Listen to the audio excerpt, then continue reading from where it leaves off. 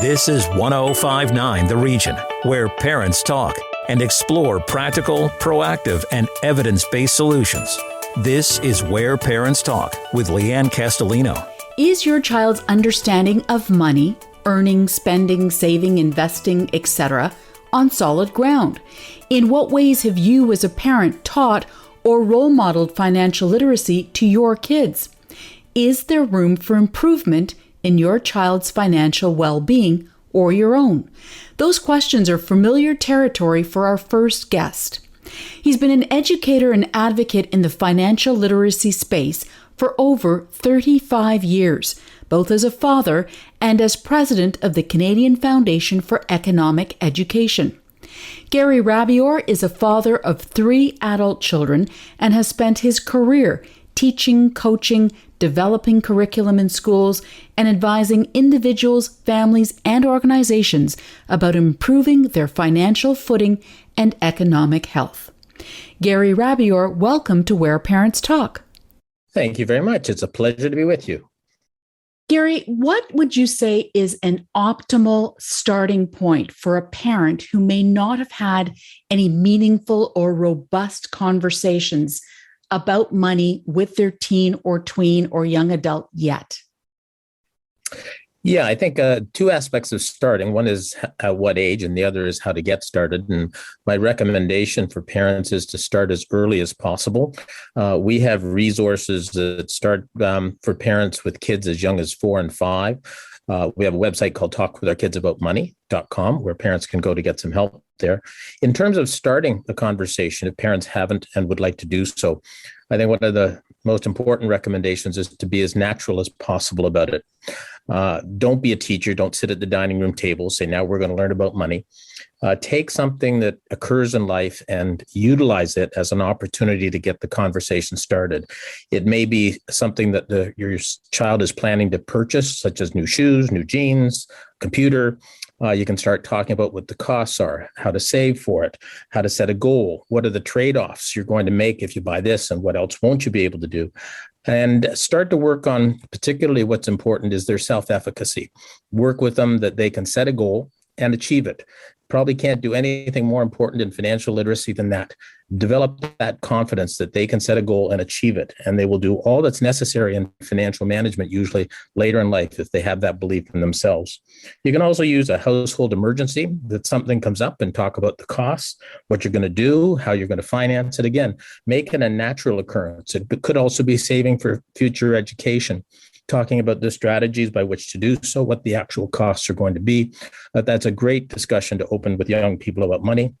It could also be about a car, new time to buy a car, lease a car. How do you make the choice? What are the costs? How do you go about making the decision? And of course, the old standby is an allowance, that if you haven't had one with your child, it could be a great time to start one up. All sorts of things you can do with an allowance. It's really a parent choice about why you give it, what you give it for, and how much. Lots of information available about that, but that's another great way to get it started too.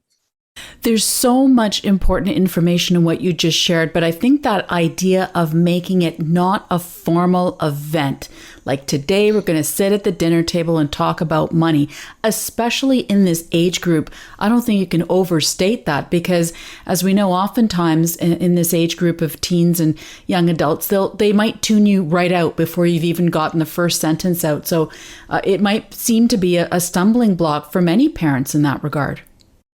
Yeah, I think the key thing, and one of the reasons for starting early, is you want to develop a relationship with your child where it's comfortable for them to talk with you and you to talk with them about money.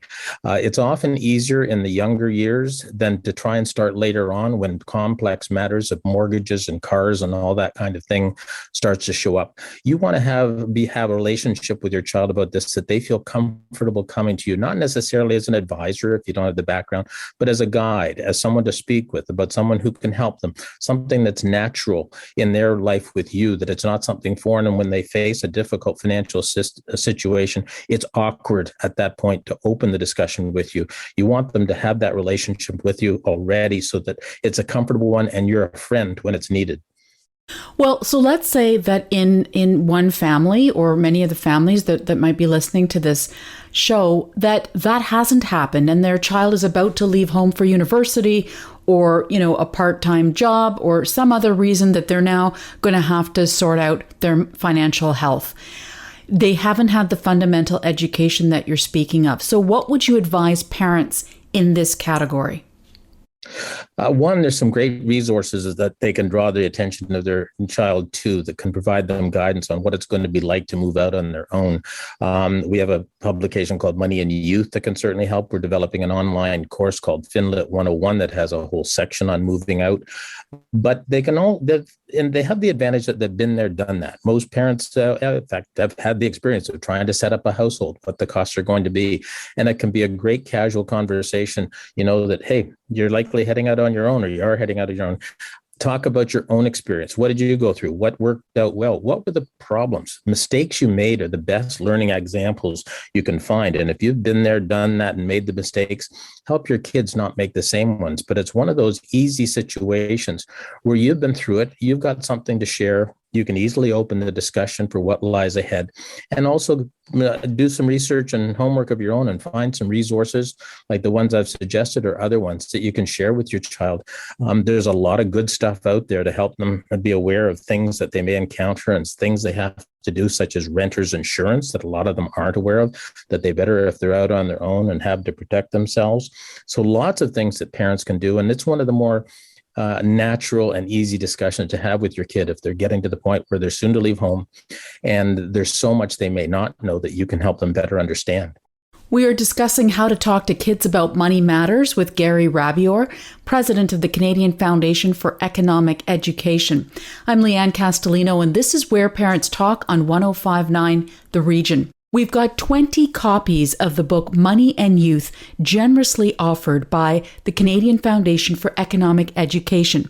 Go to the giveaways page of whereparentstalk.com to find out how to get your copy.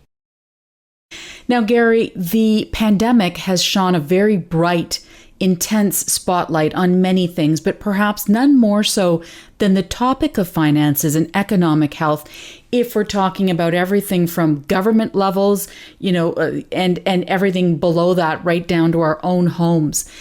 In what ways do you believe that the pandemic has opened up or even deepened more meaningful discourse on money and mental health within families? I think it's had an enormous impact. And the CAMH, the Center for Addiction and Mental Health, actually released a study not long ago that in their survey of people, they found that financial anxiety and financial concerns was greater health concerns. Even during the time of a global pandemic, it still rose to the top of what causes anxiety and stress for people. I must say that before the pandemic hit, one of the most surprising things in my whole career in this area is that as we took a greater interest in the relationship between financial health and mental health and work we were doing with CAMH and other mental health organizations, it always shocked me that when you opened the discussion with parents and teachers about the relationship between financial health and mental health, it was like a light bulb went off. You would think that everybody would have thought about it, but they said, oh yeah, Jesus, right. I know somebody who's really suffering from this, and everybody knew examples. And the relationship is so obvious that prolonged periods of financial stress and anxiety have an impact on mental health.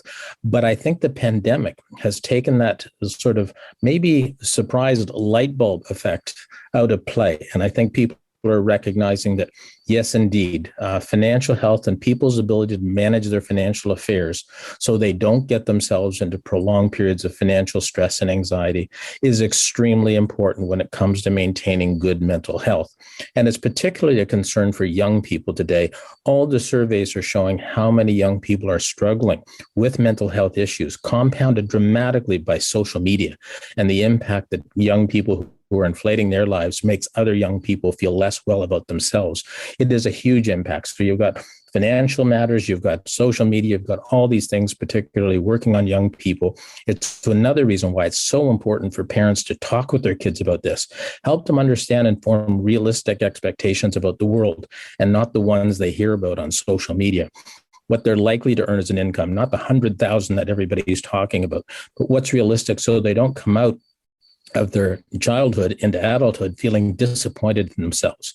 They understand that they're like so many other people doing the same thing, struggling to find a job, making a certain level of income, having to wait to buy a home. all that kind of thing. Parents can do a great deal to help strengthen and secure the mental health of their kids when it comes to the impact that financial matters and stress can have on them. So probably one of the biggest responsibility a parent has today. Absolutely. Now, speaking of which, Gary, I'm going to ask you to put your helmet on as a dad of three and a grandfather as well. What did it look like in your house in terms of how you went about educating your own children about financial matters? For me, it was natural because it's my line of work. There were so many things in our household being done and involved with learning about money, but there's so much going on in everybody's household. And I think the one thing that parents have to realize is whether they're teaching their kids about money in their minds or not, they are. Kids are watching, kids are learning how you make decisions, how you work together about money matters, how you make decisions, what kind of cost trade-offs do you make, all sorts of things. So it's much more natural to evolve with that kind of discussion with your kids than many parents think. And as soon as you start looking for the opportunities, they're going to find them all over the place. Definitely. Now, debt and carrying debt seem to be accepted social norms these days. If we look at governments and fiscal management from that level, what would you say that a parent should know about this topic within a household? And more importantly, in explaining debt and credit and all of those, things to their child? For most people, debt is not the bad thing that it's made out to be all the time. It can be very good in some respects, and most people can use debt to their advantage, even using a credit card, using it wisely. And that's the key thing, is that, it lets you use something now rather than have to wait to save for it. It gives you a record of your transactions. It lets you track your expenses and know where your money's going. You don't have to carry cash. It ensures some of your purchases.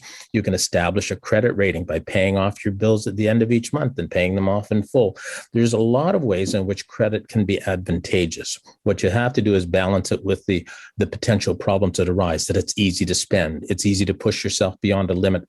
And one of the most important things in managing debt in one's life is to stay in control of your own life. Know what your debt limit is and hold rigidly to it. The reason being, there are so many forces out there that are going to try and push you beyond it.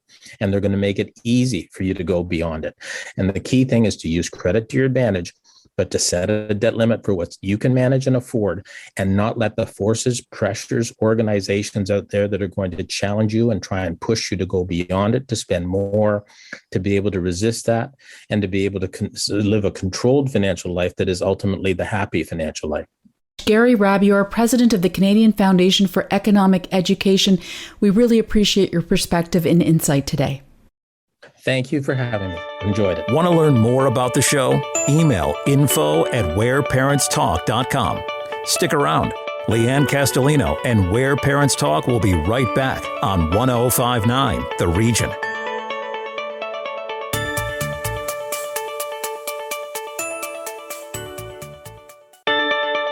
Welcome back to Where Parents Talk. Listen live at 1059theregion.com. Here's Lianne Castelino. Welcome back. Parenting and politics. The pandemic in particular, and an election campaign in Canada specifically, has cast a narrow spotlight on leadership at all levels. Our next guest knows that landscape intimately. She was a member of Parliament in the Liberal government from 2015 to 2019, becoming the first Black person elected federally to represent the riding of Whitby, Ontario.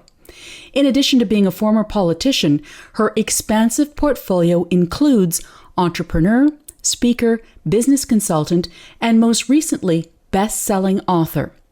Celina Caesar-Chavannes' first book, entitled Can You Hear Me Now?, was published in February 2021. It's been shortlisted for the Shaughnessy Cohen Prize for Political Writing, awarded annually. She's also married and a mother of 3 children. Celina Caesar-Chavannes, thank you for making time for us here on Where Parents Talk. Oh, thank you for having me. Before we delve into the book, as a former politician, I'd like to ask you, your journey took you to the highest levels of government in this country in the Prime Minister's office. So do you discuss civic engagement or politics with your kids, especially given the fact that there's a federal election in Canada this year? Oh, yes, for sure. And I've always said that my children are the real politicians in the house. I just played one on television. They have always been very politically minded, whether in, Model United Nations or some civics program in school. They're very, very much plugged into the social justice issues of the day, and really have taught me a lot about being engaged politically. So my hat's off to them in terms of how I got into politics. And now they are, really engaged to the point where we discuss who we're going to vote for in this house. And honestly, nobody will win a majority if they were depending on our house to win it. It's safe to say that the pandemic has really put politics and leadership globally, in fact, on people's radar in ways that it never has potentially before. So what would you say to a parent who's got a child, young adult child, who's interested in politics? How can they best be supported? Well, I think, we have to talk about doing politics differently and talk about empathy. And when I left politics, one of the things that I really wanted to understand about what was wrong with the system was the fact that what I came up with was the fact that the empathy, the way in which we treat people, our humanity, we can't expect to enact policy that's going to help millions of people if we can't talk to our neighbors, if we can't treat each other right. So I think everything that you, as a parent, teach your children about being a good, kind person goes into then being a politician or getting involved in politics or being civically engaged, because you have to look out for the most vulnerable person. And that person is someone who doesn't have the privileges that we have, that doesn't have the access that we have. And it's only when we see them can we open up those opportunities for them. So in what ways has what you just said, the fact that, you are now seeing this from a different light, not being in politics during a pandemic where the leaders are on our TV screens and in the headlines every minute of the day, how has that changed your perspective, if at all? I published an article for CTV News around leadership and this federal election. And one of my favorite quotes on transformative leadership comes from Dr. Carolyn Shields, where she says transformative leaders have a clear sense of their values and beliefs and use that to then advocate and to take stands that require moral courage. And one of the things that, I assess in leaders is, are they able to take stands that require moral courage? Are they able to have those tense conversations? Are they able to do what they say they're going to do? And I think at this point, especially coming out of a pandemic or heading into a fourth wave, understanding the backdrop of racial injustice, understanding climate change and geopolitical issues like Afghanistan, we really need to look and assess whether our leaders, federally, provincially, municipally, who we are going to elect to actually work for the people, are able to do what they say. Are they able to stand up for the little guy, or are they doing what is politically expedient? And that's something that I want Canadians to really focus on. You are listening to Where Parents Talk on 105.9 The Region. I'm Lianne Castelino, and we're talking to Celina Caesar-Chavannes, former politician, business consultant, author, and mother of three. Be sure to watch our video interview with Celina, as well as learn more about this week's giveaway at whereparentstalk.com. Now, Celina, it's been several months since your book, Can You Hear Me Now, came out. Curious, what feedback have you received that has surprised you the most? Oh my God, that's a great question. I wrote this book that had all of my mistakes, my vulnerabilities, things I felt guilty about, my shames, as well as my triumphs and joys in it. And it has been most surprising that every book club that I've been a part of, everybody that has responded to the book has said to me, I could hear you, number one. And number two, that our stories are so similar. People from all backgrounds say our stories are so similar because, again, if we talk about that humanity piece, once you're able to connect human to human with someone, exposing some of those hurts, exposing some of the realities of living life, that's where you get that connection. That's where those connections are made. And that's really been surprising that people actually got it. They understood the book. I recently finished reading the book as well and was deeply moved by the rawness and candor on which you talk about your lived experience. And so there were all these twists and turns. So it was also hard to believe that it was the story of just one person, to be quite honest with you. So Celina, why did you want to write this book? Well, a number of reasons. Number one is that when you look at the history books, there's very rarely in Canadian history an accounting of Black and Indigenous history. And so I wanted to make sure that I had space that captured the history of me in the way I wanted it to be collected, not just showing all the highs and the things I won and the awards and things like that, but a real life of an immigrant Black woman in this country. But secondly, if we want to change the spaces that we occupy, we have to tell our real stories. We have to be authentic. People need to know, as a politician, why I wanted to be their voice in Ottawa. It's because I understand pain. I understand hurt. I understand their joys. I've lived a life that can connect with some of those experiences. But I think most importantly, it was to heal and to help others heal, to know that, we own our mistakes. Our mistakes don't own us. And therefore, we could choose to let them go and live free, burden-free lives.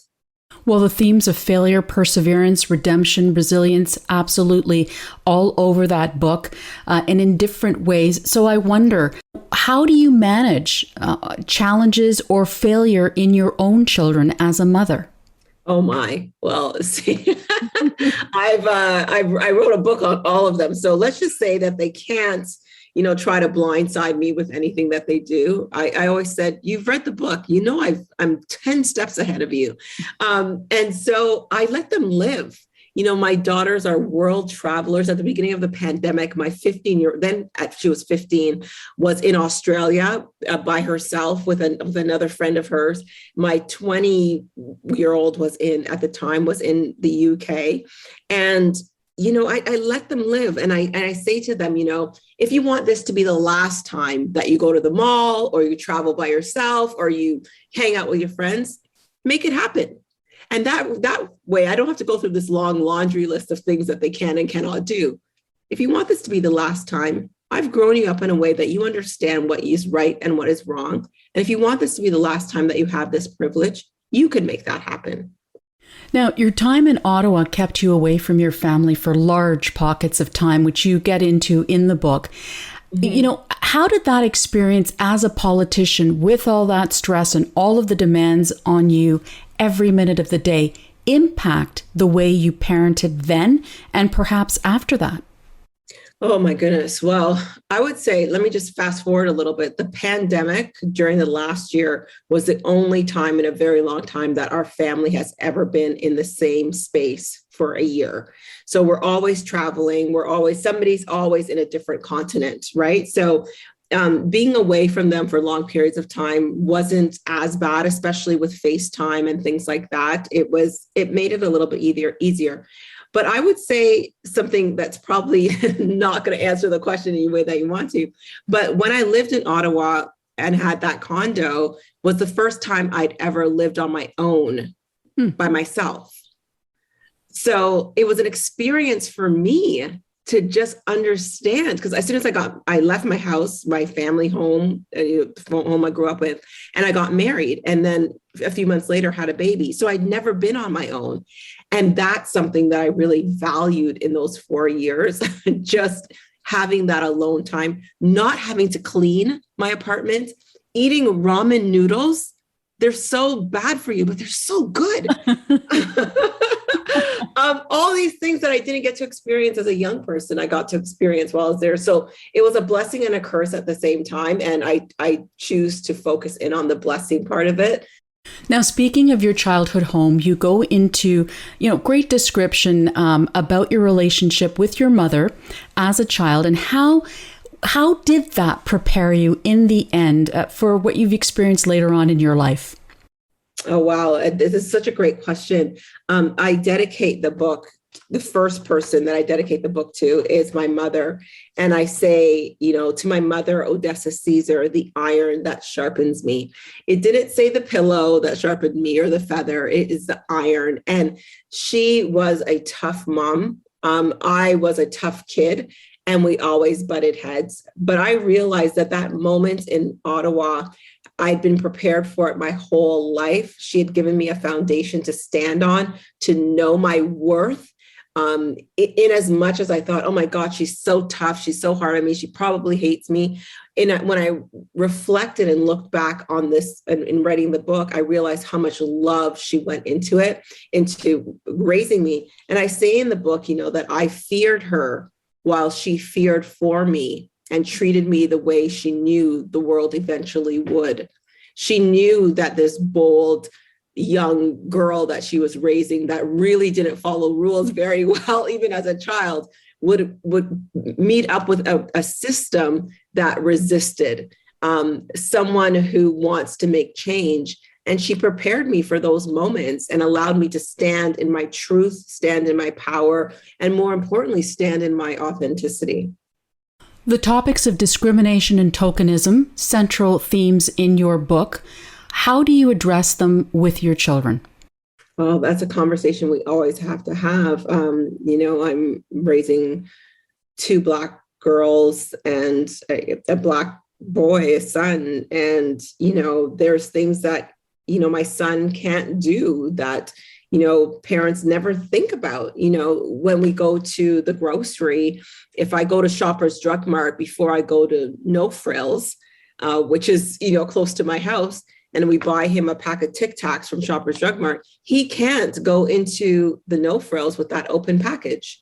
Because I know what it's like to have someone put their hand on you, on your shoulder, and say, you stole that package, even though I know we've paid for it. So he knows that he could eat some in the car in between Shoppers Drug Mart and No Frills, but he has to leave the open pack in the car. He doesn't walk around the stores with his hands in his pockets. He leaves them out so people could see. There's a bunch of little sort of nuances that really I put it forward to protect him, but at the same time robs him of his innocence and his part of his childhood, him riding his bike or going for a jog around the neighborhood. I worry. I think of Georgia. I think of like some of these places where Black men have had terrible experiences. Those kinds of stories play in my mind. And so I have to prepare them for any form of discrimination that they may face.